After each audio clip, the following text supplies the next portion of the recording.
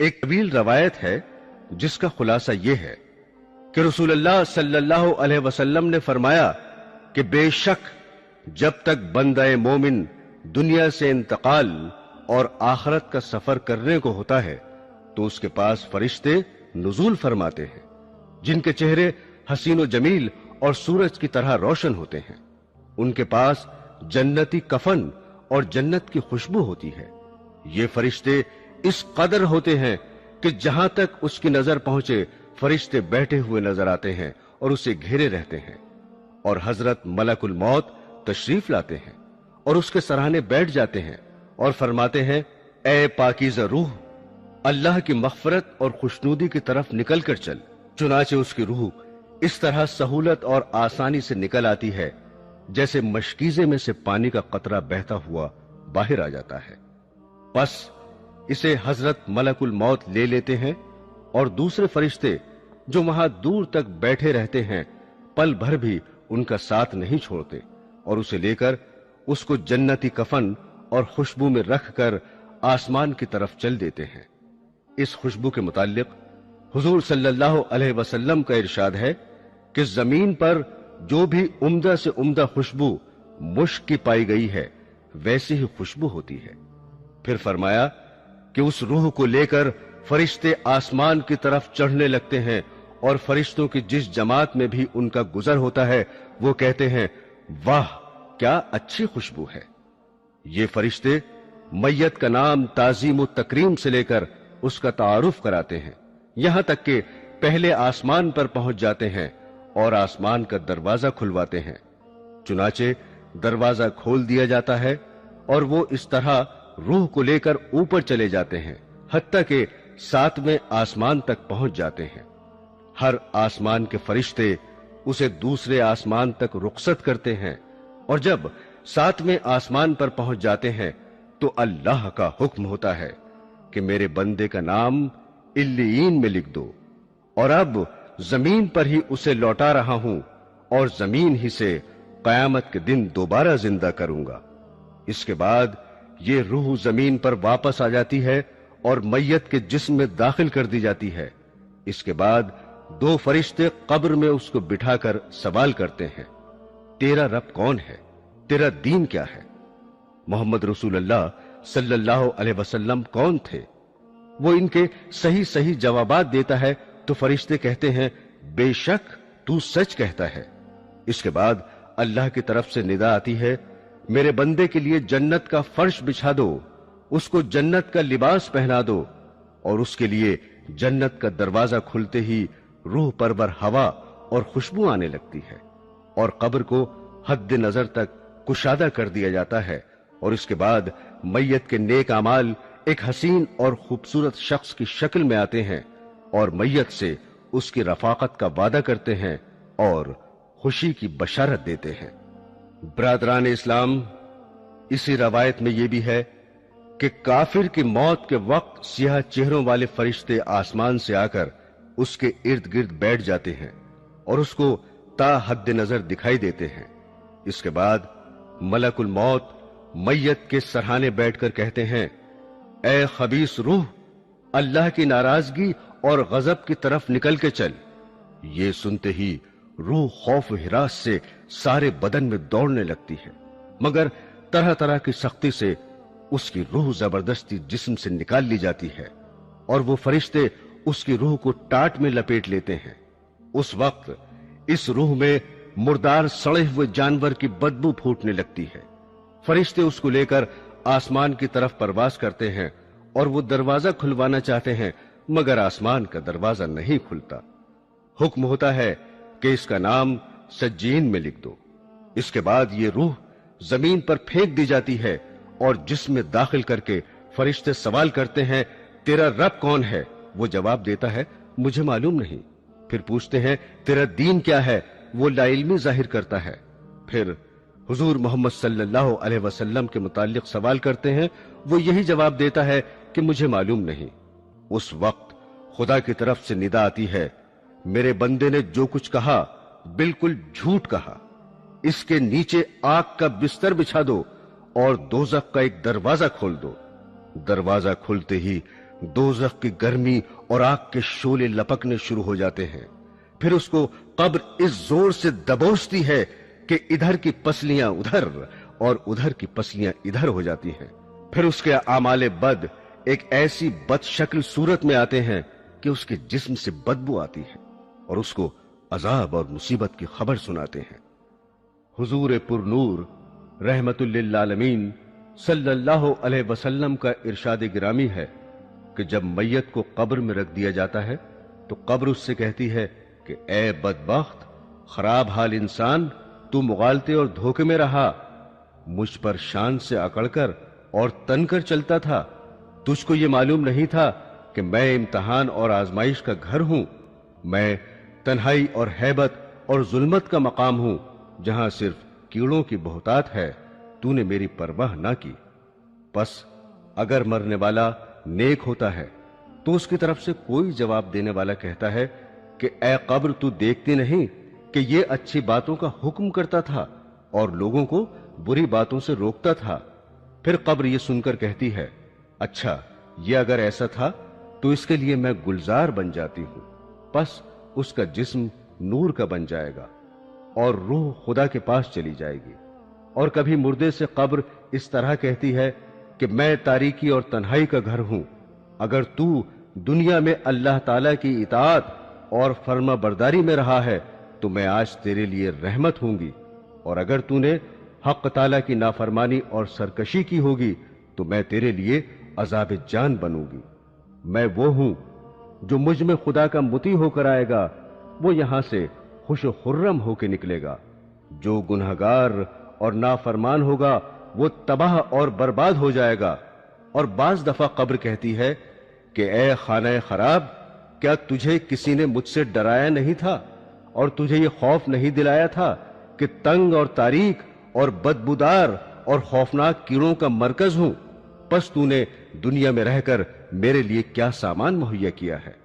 और जब कोई शख्स कब्र में दफन किया जाता है और उस पर अजाब और तकलीफ का नुजूल होता है तो उसके आसपास के मुर्दे जो मदफून होते हैं उससे कहते हैं कि ए शेख, तू किस कदर गाफिल रहा कि हमारे बाद भी तुझे दुनिया में रहने का मौका मिला, और तू हमसे बाद में आया है, फिर भी तूने अपने से पहले आने वालों की मराजियत से इबरत ना हासिल की, और तूने ना समझा कि मरने वाले तो मर चुके और उनके अमाल भी पूरे हो गए, खा अच्छे अमाल थे या बुरे, मगर तेरे लिए तो बेहतरीन मौके थे। तू दारुल आमाल यानी दुनिया में था और बुरे अफाल का तदारुक नेक कामों से कर लेता। तुझे तो काफी मोहलत मिली हुई थी। तू उन लोगों पर गौर करता जो कि तुझसे पहले लोगों के कांधों पर लाद कर मिट्टी में मिला दिए गए। तुझे किसने धोखा दिया और तू किस मुगालते और फरेब में पड़ा रहा। हदीस शरीफ में वारिद है कि हुजूर सरवरे कायनात सल्लल्लाहु अलैहि वसल्लम ने फरमाया कि कब्र जहन्नम की खंदकों में से एक खंदक है या जन्नत के बागों में से एक बाग है, और जब कोई शख्स मर जाता है तो उसको उसका ठिकाना सुबह और शाम दिखाया जाता है। जन्नती को जन्नत दिखाई जाती है और दोस्ती को दोजख का नजारा कराया जाता है। सामईन इकराम, रसूल अकरम सल्लल्लाहु अलैहि वसल्लम ने हजरत उमर रज़ियल्लाहु ताला अन्हु से पूछा कि ए उमर, तुम अपने को मरने पर कैसा देखते हो कि लोग तुम्हारे लिए 4 गज लंबी और 1.25 गज चौड़ी कब्र खोदें, फिर तुम्हें गुस्ल देकर कफनाएं और तुम्हें ले जाकर कब्र में रखकर चले आए, और फिर मुनकिर नकीर बिजली की तरह आंखें चमकाते और बादल की तरह गरजते, बाल जमीन पर लटकाते और अपने लंबे लंबे दांतों से कब्र की मिट्टी हटाते हुए आए और वो आकर तुम्हें झंझोड़ दे। हजरत उमर ने अर्ज किया कि या रसूल अल्लाह सल्लल्लाहु अलैहि वसल्लम, क्या उस वक्त मेरी अक्ल मेरे साथ होगी? आपने फरमाया, हां, अक्ल तुम्हारे साथ होगी। अर्ज किया, तो मुझे कोई खौफ नहीं, मैं जवाब दे लूंगा। रवायत है कि कब्र में सवाल जवाब सिर्फ उम्मत मोहम्मदी की खुसूसियत है। अंबिया साबिकीन की उम्मत पर खुदा ताला की नाफरमानी से अजाब नासिल हो जाता था, लेकिन रहमतुल लिल आलमीन सल्लल्लाहु अलैहि वसल्लम की आमद के बाद वो अजाब मौकूफ कर दिया गया और उसकी जगह बजरिया मुनकर नकीर सवाल जवाब का सिलसिला जारी किया गया। اور جو شخص مرنے کے بعد دفن نہیں کیا جاتا اس سے بھی سوال و جواب کیا جاتا ہے۔ دوستو، موت دراصل بندہ مومن کا تحفہ ہے۔ حضور رحمت للعالمین صلی اللہ علیہ وسلم کا ارشاد ہے کہ مومن کا تحفہ موت ہے اور اس کے لیے ایک خوشبودار پھول ہے۔ سلیمان بن عبد المالک نے ابو حازم رحمت اللہ علیہ سے پوچھا کہ یہ بتائیے کہ ہم موت سے کیوں گھبراتے ہیں؟ انہوں نے فرمایا، اس لیے گھبراتے ہو کہ تم نے آخرت کو برباد کر دیا اور دنیا کو آباد کیا، لہذا آبادی سے ویرانے میں جانا پسند نہیں کرتے۔ سلیمان نے کہا، آپ سچ فرماتے ہیں۔ جس شخص کو قبر کی زندگی پر یقین ہو اور اپنے نیک اعمال کے بدلے وہاں اچھے حال میں رہنے کی امید ہو اور یہ سمجھتا ہو کہ اس عالم سے دوست احباب کو چھوڑ کر چلا جاؤں گا، تو برزخ میں رشتہ دار اور جان پہچان والے مل جائیں گے، تو پھر موت سے کیوں گھبرائے اور اس زندگی کو برزخ کی زندگی پر کیوں ترجیح دے؟ حدیث میں ہے کہ دو چیزوں کو انسان مکروہ جانتا ہے، ایک تو موت ہے، حالانکہ موت اس کے واسطے فتنے سے بہتر ہے، دوسرے مفلسی کو، حالانکہ مفلسی حساب دینے کے لیے آسان ہے۔ علماء نے فرمایا ہے کہ جو شخص موت کو یاد کرے گا اس کو اللہ تعالیٰ 3 کرامت دے گا۔ پہلی جلد توبہ، دوسری دل کی قناعت، اور تیسری عبادت میں دل جمائی اور اطمینان۔ اور جو موت کو بھول جائے گا اس پر 3 بلائیں نازل ہوں گی۔ پہلی، توبہ کی اس کو توفیق نہ ہوگی، دوسری تھوڑی چیز اس کو قناعت نہ کرے گی، اور تیسری عبادت میں سستی کرے گا۔ کسی شخص نے حضور سرور کائنات صلی اللہ علیہ وسلم سے سوال کیا کہ کون مومن سب سے زیادہ عقل مند ہے؟ فرمایا، جو موت کو سب سے زیادہ یاد کرے اور نیک عمل سے موت کے بعد کا سامان درست کرے۔ حضرت علی کرم اللہ وجہہ نے فرمایا کہ سب لوگ سو رہے ہیں، جب مریں گے تب آنکھ کھلے گی۔ اے مسلمانوں، موت اور عالم برزخ کی حقیقت تم پر واضح ہو چکی۔ اب تم خود بخود سوچو کہ جو زندگی تم نے گزار چکی ہے اس میں آخرت کے لیے کیا کیا سامان مہیا کر رکھا ہے۔ تم نے دنیا کو آباد کیا اور آخرت کو برباد کیا۔ یہاں کسی کے بارے میں یہ فیصلہ کرنا غیر ممکن ہے کہ وہ گناہگار ہے یا نیک ہو سکتا ہے کہ ہماری نظر میں صرف اس کی برائیاں اور بدعمالیاں ہوں، لیکن نیکیاں بھی موجود ہوں جو اس کی برائیوں کو دھونے والی ہوں اور ہم سے پوشیدہ ہوں۔ اس لیے ہر شخص کو اپنے عیوب، گناہوں اور خطاؤں پر نظر رکھنی چاہیے، اپنی اصلاح کی فکر و کوشش کرنی چاہیے۔ اس لیے تم ایک دوسرے کی عیب جوئی اور برائی بیان کرنے سے پرہیز کرو، اپنی زندگی کو سنوارنے کی جد و جہد کرو تاکہ آخرت کے لیے بہترین سامان درست کر سکو اور اللہ تعالیٰ کی خوشنودی حاصل کرو۔ شراب نوشی، زنا، چوری، جوا، جھوٹ، غیبت، چغل خوری، عیب، ریا، ظلم، ماں باپ کی نافرمانی اور اس قسم کے بہت سے گناہوں کے بارے میں تم پڑھ چکے ہو۔ قبر میں کس قدر سخت عذاب انہی گناہوں کے بدلے میں ملتا ہے۔ تمام گناہوں سے اجتناب کرو اور نماز، روزہ، حج، زکوٰۃ، خیرات، صدقہ، صلہ رحمی، اتفاق و محبت، ایسے تمام نیک کاموں پر خلوص دل سے عمل کرو۔ یہی تمہارے اعمال صالح آخرت میں کام آئیں گے اور تم کو عذاب سے محفوظ رکھیں گے۔ حضرات گرامی، میت کے اعمال کے بارے میں سرور کائنات رسول اللہ صلی اللہ علیہ وسلم نے فرمایا کہ جب مردے کو قبر میں رکھ دیتے ہیں تو وہ لوگ جو اس کے جنازے میں آئے تھے دفن کرنے کے بعد واپس ہوتے ہیں تو وہ ان کے پاؤں کی آہٹ سنتا ہے، اس کے اعمال اسے گھیر لیتے ہیں۔ اللہ تعالیٰ اس کے اعمال کو شکل و صورت اور زبان عطا کرتا ہے۔ پس یہ مردے سے کہتے ہیں کہ اے تنہائی کے اس گڈھے میں پڑے انسان، آج تو ہمارے پاس ہے اور اب یہاں تیرا کوئی نہیں ہے، تیرے عزیز اور رشتہ دار سب تجھ سے بچھڑ گئے۔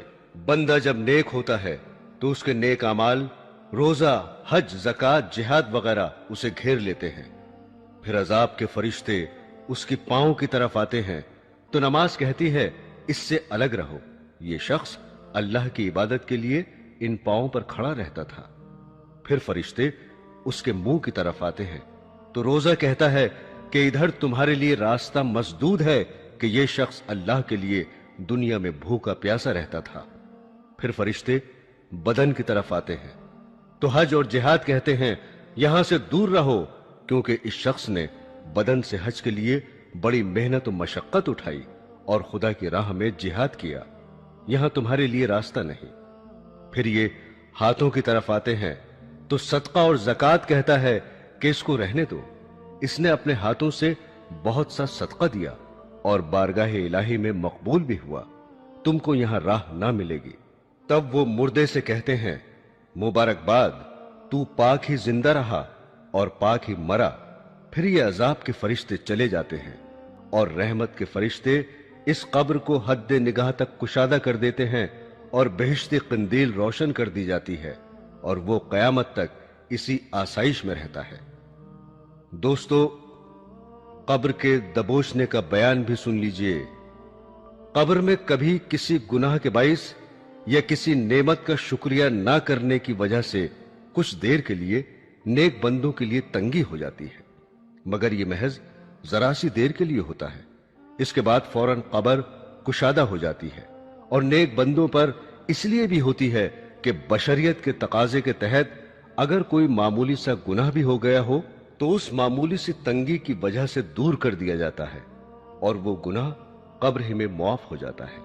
قبر کے دبوچنے کے بچاؤ کے لیے رسول اکرم صلی اللہ علیہ وسلم نے فرمایا کہ جو شخص مرض الموت میں سورہ اخلاص کا ورد رکھے گا وہ عذاب قبر سے محفوظ رہے گا، اور قیامت کے دن فرشتے اسے ہاتھوں ہاتھ لے کر پل صراط سے پار کر کے جنت میں لے جائیں گے۔